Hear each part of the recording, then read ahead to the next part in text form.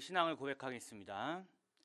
전능하사 천지를 만드신 하나님 아버지를 내가 믿사오며 그 외아들 우리 주 예수 그리스도를 믿사오니 이는 성령으로 잉태하사 동정녀 마리아에게 나시고 본디오 빌라도에게 고난을 받으사 십자가에 못 박혀 죽으시고 장사한 지 사흘 만에 죽은 자 가운데서 다시 살아나시며 하늘에 오르사 전능하신 하나님 우편에 앉아 계시다가 저로서 산자와 죽은 자를 심판하러 오시리라. 성령을 믿사오며 거룩한 공회와 성도가 서로 교통하는 것과 죄를 사하여 주시는 것과 몸이 다시 사는 것과 영원히 사는 것을 믿사옵나이다. 아멘. 오늘 우리에게 주신 하나님 말씀은 에스라 7장 6절부터 10절 말씀입니다. 에스라 7장 6절부터 10절은 구약성경 719페이지에 있습니다. 우리 다 같이 봉독하겠습니다. 이 에스라가 바벨론에서 올라왔으니 그는 이스라엘 하나님 야훼께서 주신 모세의 율법에 익숙한 학자로서 그의 하나님 야훼의 도우심을 입음으로 왕에게 구하는 것은 다 받는 자이더라. 아닥사스다 왕 제7년에 이스라엘 자손과 제사장들과 레위 사람들과 노래하는 자들과 문지기들과 느디님 사람들 중에 몇 사람이 예루살렘으로 올라갈 때에 이 에스라가 올라왔으니 왕의 제7년 다섯째 달이라. 첫째 달 초하루에 바벨론에서 길을 떠났고 하나님의 선한 손에 도우심을 입어 다섯째 달 초하루에 예루살렘에 이르니라. 에스라가 야훼의 율법을 연구하여 준행하며 율례와 규례를 이스라엘에게 가르치기로 결심하였었더라. 아멘. 성공하는 사람들의 삶은 되게 단순합니다. 그러니까 성공한 사람들의 대답은 되게 심플합니다. 반대로 성공하지 못한 사람들의 대답은 되게 복잡합니다. 만약 우리가 다이어트를 시작한다면 우리는 적게 먹고 운동을 해야지 다이어트에 성공할 수 있습니다. 그냥 단순합니다. 적게 먹고 운동을 하면 됩니다. 그러나 실패한 사람들의 이야기를 들어보면 갑자기 오랜만에 친구를 만나서 어쩔 수 없이 먹어야 됐고 그래서 운동도 하지 못하였다고 변명합니다. 다시 내일부터 시작하려고 했는데 오늘은 가장 내가 좋아하는 음식이 나와서 그래 오늘까지만 먹고 내일부터 한다고 한다면 다이어트는 계속 성공하지 못합니다. 이렇게 단순하다는 것이 쉬운 일은 아닙니다. 그러기에 성공한 사람은 극소수에 불과합니다. 우리 믿는 그리스도인에 있어서 성공이라는 것은 우리의 삶을 통해서 하나님이 하나님 되심을 나타내는 것을 의미하고 있습니다. 오늘은 에스라 7장의 말씀을 가지고 성전 회복의 완성, 다시 말하면 예배 회복의 완성의 승리의 삶에 대해서 나누어 보려고 합니다. 첫사랑 골방기도의 1차에는 나라를 빼앗긴 유다 백성들의 대표로 야베스의 기도로 그들의 잃어버린 지역을 다시 찾게 되었고 하나님의 도우심으로 환란이 사라진 것을 보았습니다. 그리고 2차 골방기도에서는 고레스의 칙령으로 유다 백성들이 잃어버린 자신들의 조국으로 돌아가게 되었고 그들은 몸만 간 게 아니라 그들이 빼앗겼던 성전 기명까지 모두 다 들고 돌아간 것을 우리는 보았습니다. 이제 자신들의 조국으로 돌아간 유다 백성들은 성전을 짓기만 하면 되는 상황이었습니다. 그러나 그것이 그렇게 쉽게 이루어지지는 않았습니다. 에스라 1장부터 6장까지는 성전 건축의 과정이 나옵니다. 이미 모두들 다 한 번씩 읽어보셨겠지만 다시 한번 읽어보면 굉장히 흥미롭고 재미있는 이야기로 우리에게 다가올 것입니다. 에스라 7장은 이 일 후에라는 말로 연결되어 있습니다. 이 일은 바로 6장 마지막에 나오는 예배를 드린 후라는 것입니다. 성전 건축 후 에스라가 바벨론에서 돌아온 그 간격이 다시 말하면 6장과 7장 사이의 간격이 약 57년간 차이가 있습니다. 에스라서는 전체적으로 성전의 회복을 강조하고 있습니다. 에스라서 6장까지는 예배는 회복되었고 성전은 완성되었습니다. 순탄치는 않았지만 이제 성전은 건축되었고 그곳에서 예배가 다시 시작되었습니다. 그러면 이제 모든 것이 다 끝났고 회복된 것처럼 보이지만 그렇지 못하였습니다. 성전은 건축되었고 예배는 비록 회복되었다고 하였지만 그 안에 진정한 예배와 삶의 변화가 일어나지 않았기 때문입니다. 우리 다 같이 사사기 2장 10절 한번 같이 읽어보겠습니다. 그 세대의 사람도 다 그 조상들에게로 돌아갔고 그 후에 일어난 다른 세대는 야훼를 알지 못하며 야훼께서 이스라엘을 위하여 행하신 일도 알지 못하였더라.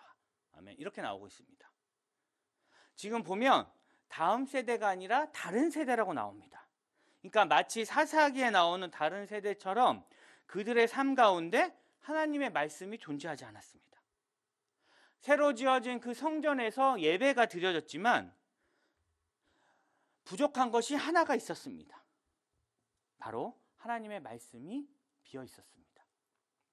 그럴 때 하나님이 준비하신 한 사람이 나타나게 됩니다. 성전의 개혁을 이룬 주인공인 에스라가 이제 7장에 등장합니다. 에스라가 어떤 사람입니까? 7장 1절은 에스라를 이렇게 소개하고 있습니다. 에스라 7장 1절 우리 같이 한번 읽어보겠습니다. 이 일 후에 바사왕 아닥사스다가 왕위에 있을 때에 에스라를 하는 자가 있으리라. 그는 스라야의 아들이요 이사랴의 손자요 힐기야의 증손이요. 이렇게 나옵니다. 그리고 5절까지 이어지는 내용을 통해서 에스라의 계보가 쭉 나옵니다. 어디까지 나옵니까? 초대 대제사장인 아론까지 거슬러 올라가고 있음을 우리에게 강조하면서 보여주고 있습니다. 우리가 어떤 사람을 소개하기 전에 족보를 나열하는 것은 그 사람의 정통성을 보여주는 것입니다. 그리고 족보가 길면 길수록 그가 중요한 인물이라는 걸 알 수 있습니다. 성경에서 보면 그 족보가 가장 긴 인물이 누굽니까? 바로 예수님입니다. 그러니까 에스라의 계보를 통해서 하나님께서 이미 이스라엘을 위해서 아론의 후손 가운데 한 사람인 에스라를 이미 예비해 놓으셨습니다. 그리고 마침내 정하신 그때에 그를 등장시킴으로 모든 시간과 사건을 주관하시는 분은 하나님 한 분이심을 보여줌과 동시에 하나님께서 장차 합법적으로 제사장의 위치를 가진 에스라를 통해서 어떤 사역을 펼쳐나가실 것이라는 기대를 갖게 해줍니다. 그런 에스라가 어떤 사람인지 6절은 이렇게 우리에게 이야기하고 있습니다. 에스라 7장 6절을 우리 같이 한번 읽어보겠습니다. 이 에스라가 바벨론에서 올라왔으니 그는 이스라엘의 하나님 야훼께서 주신 모세의 율법한 익숙한 학자로서 그의 하나님 야훼의 도우심을 입음으로 왕께서 구하는 것은 다 받는 자이더니. 이렇게 나옵니다. 성경은 에스라를 이렇게 얘기합니다. 현재 그의 지위가 뭔지 그의 능력이 무엇인지 먼저 그거를 이야기에 앞서서 에스라가 모세의 율법에 익숙한 학자라고 먼저 얘기하고 있습니다. 다시 말하면 그는 율법에 대해 해박한 지식을 가질 뿐 아니라 신앙적으로도 열심인 사람이라고 소개하고 있습니다. 당시 학자는 제사장 겸 서기관의 역할을 하였습니다. 이스라엘 사람들에게 율법을 연구하고 가르치는 사역을 하였습니다. 특별히 그들에게 중요한 사역은 오랜 기간 포로 생활하면서 자신도 모르게 그 이방 문화에 휩쓸려 있는 것들을 제거하고 하나님께서 주신 율법 앞에서 다시 한번 이스라엘을 바르게 세우도록 하는 역할을 하였습니다. 에스라가 고국에 돌아와 실시한 사역을 10절이 이렇게 구체적으로 보여주고 있습니다. 우리 에스라 7장 10절을 한번 같이 읽어보겠습니다. 에스라가 야훼의 율법을 연구하여 준행하며 율례와 규례를 이스라엘에게 가르치기로 결심하였더라. 이렇게 얘기하고 있습니다. 아멘. 에스라는 자신의 사역을 크게 세 가지로 결심합니다. 첫 번째 에스라의 결심은 야훼의 율법을 연구하는 것이었습니다.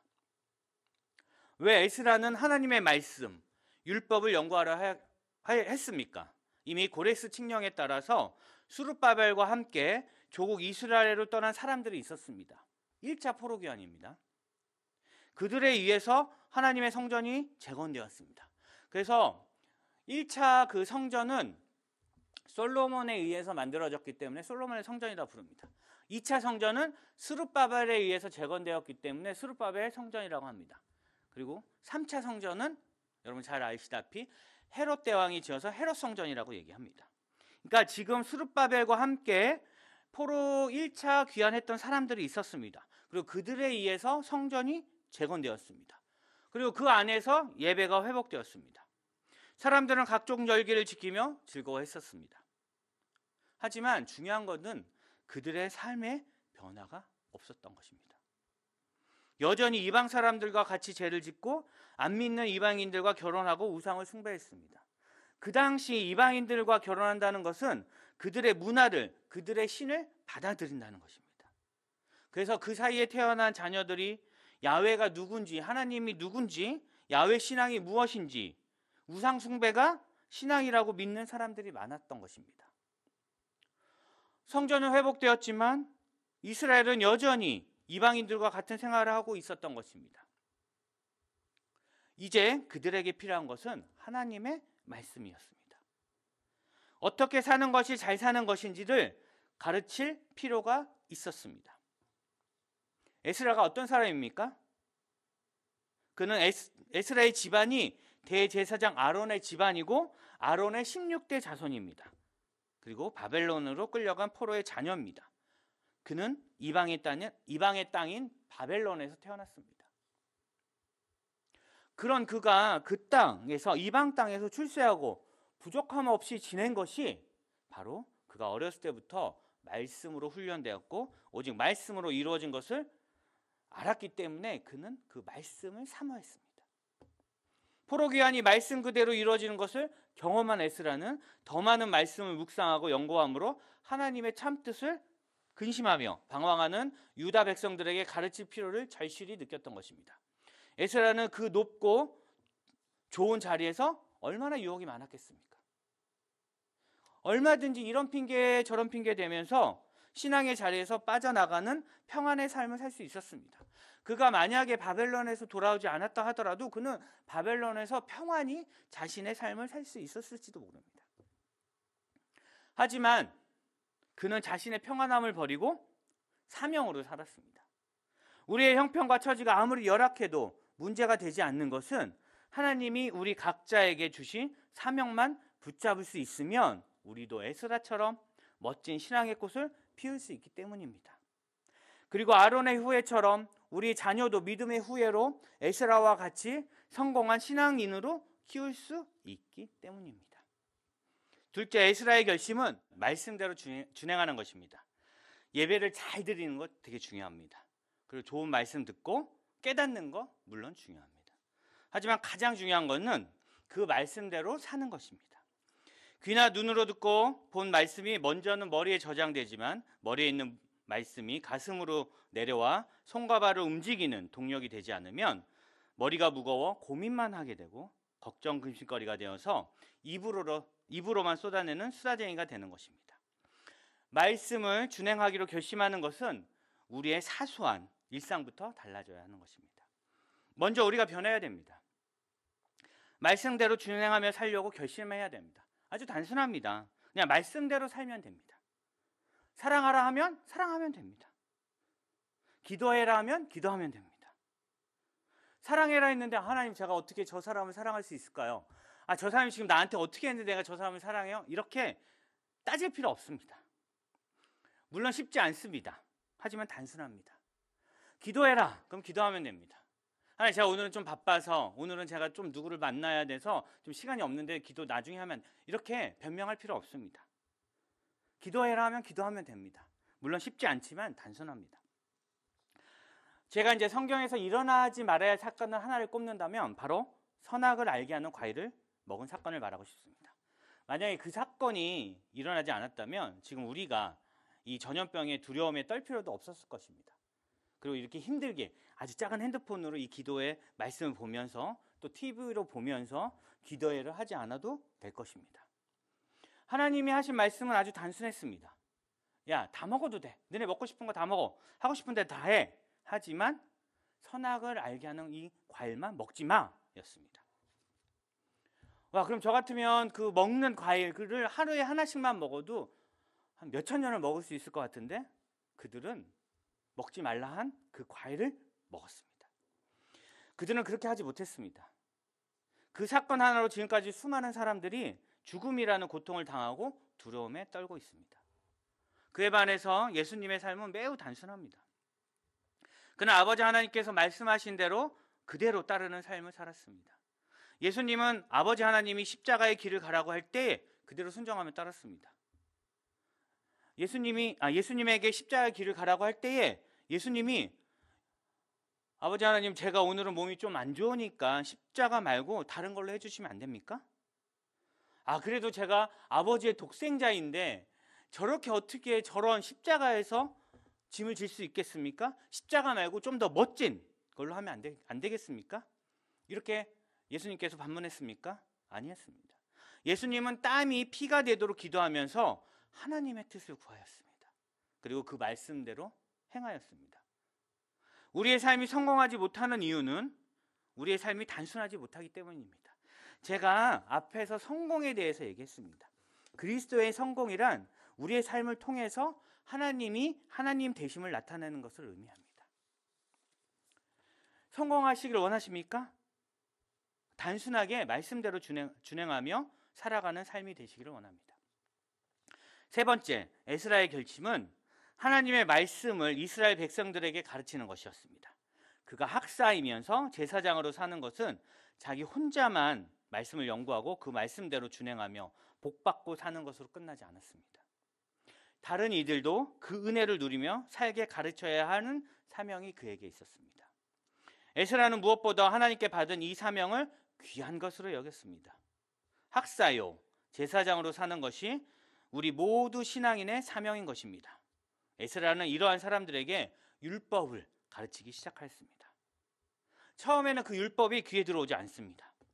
그럼에도 불구하고 에스라는 하나님의 백성들에게 말씀을 가르쳤습니다. 더 좋은 세상을 살고 더 나은 미래를 준비하는 것이 바로 이 하나님의 말씀입니다. 말씀이 우리를 하나님께로 인도합니다. 그래서 에스라는 살아계신 하나님의 증거로서 율법을 가르쳤던 것입니다.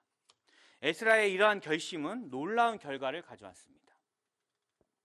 에스라는 하나님의 말씀을 연구하고 준행하고 가르치겠다는 결심을 잘 지켰고, 에스라의 말씀 사역을 통해서 온 이스라엘이 영적으로 새롭게 갱신되고 부흥하는 역사, 회개하는 역사가 일어난 것입니다. 예배가 회복되었고 기도의 운동이 일어나기 시작하였습니다. 우리 느헤미야 8장 8절부터 9절 한번 같이 읽어보겠습니다. 하나님의 율법책을 낭독하고 그 뜻을 해석하여 백성에게 그 낭독하는 것을 다 깨닫게 하니 백성이 율법의 말씀을 듣고 다 우는지라. 총독 느헤미야와 제사장 겸 학사 에스라와 백성을 가르치는 레위 사람들이 모든 백성에게 이르기를 오늘은 너희 하나님 야훼의 성일이니 슬퍼하지 말며 울지 말라 하고. 아멘. 이렇게 나옵니다. 에스라가 백성들 앞에 나와 나무 강단을 의지하고 서서 하나님의 율법책을 쳐서 큰 소리로 읽고 해석해 주었을 때에 이스라엘 백성들은 하나님의 말씀을 듣고 깨닫고 감격하여 또한 자신들의 죄를 하나님 앞에서 회개하며 울었습니다. 에스라는 이스라엘을 말씀으로 회복시키고 세우는 일을 감당한 것입니다. 이와 같이 에스라의 모습을 통해서 결국 모든 일을 주관하시고 이루어 가시는 분은 하나님 한 분이심을 나타내고 계십니다. 하나님께서 에스라를 통해 나타나고자 하신 이러한 목적이 에스라 7장 27절과 28절에 기록되어 있습니다. 우리 에스라 7장 27절과 28절 같이 한번 읽어보겠습니다. 우리 조상들의 하나님 야훼를 송축할지로다.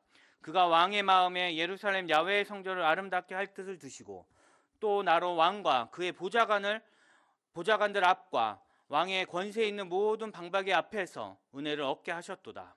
내 하나님 야훼의 손이 내 위에 있으므로 내가 힘을 얻어 이스라엘 중에 우두머리들을 모아 나와 함께 올라오게 하였노라. 아멘. 이렇게 얘기합니다. 하나님께서는 성전을 기초를 놓으신 이후 16년간이나 중단된 성전 공사를 마무리하게 하셨습니다. 이후 유다 백성들이 다시 유월절을 지키게 하심으로 이스라엘을 영적으로 회복시켜 주셨습니다.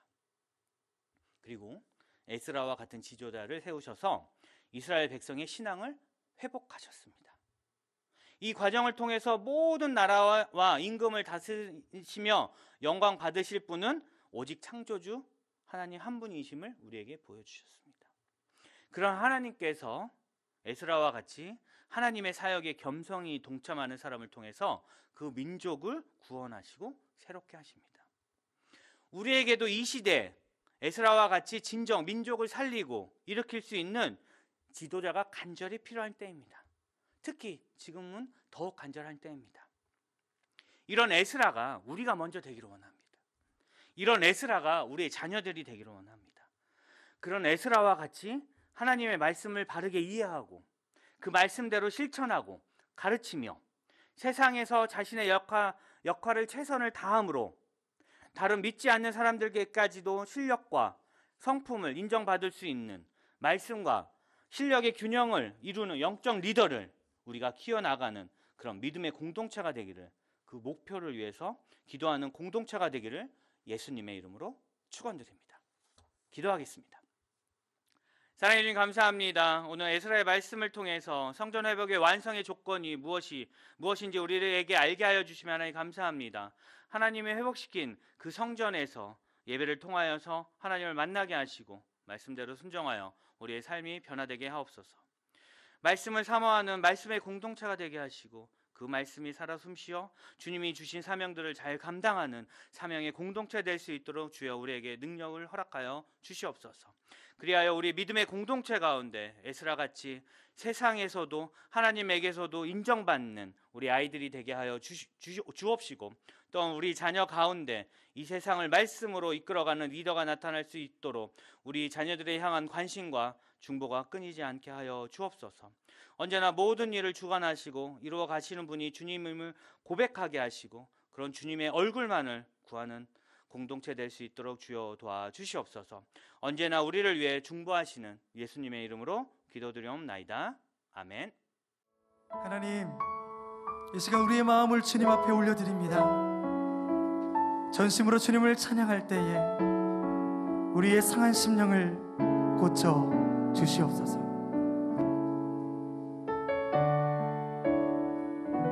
우리 함께 믿음으로 고백하겠습니다.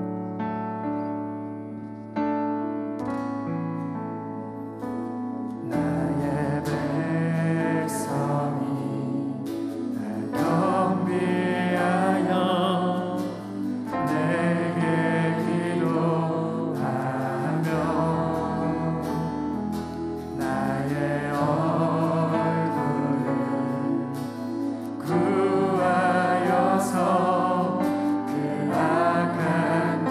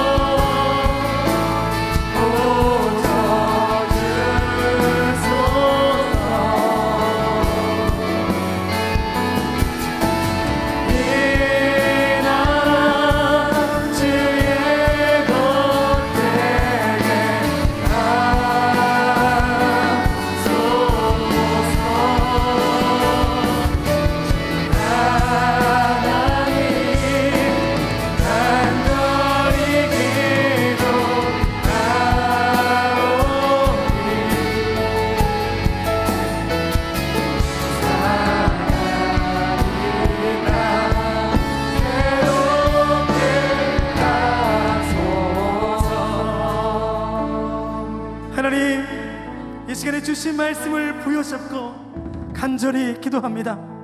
골방 기도회를 통하여 우리의 가정이, 또 직장이, 자녀가 회복되어지게 하여 주시옵소서. 살리시고 회복시키시는 하나님의 놀라운 구원의 역사를 보게 하여 주시옵소서. 우리 다 함께 주님의 이름을 세 번 부르고 기도합니다. 주여, 주여.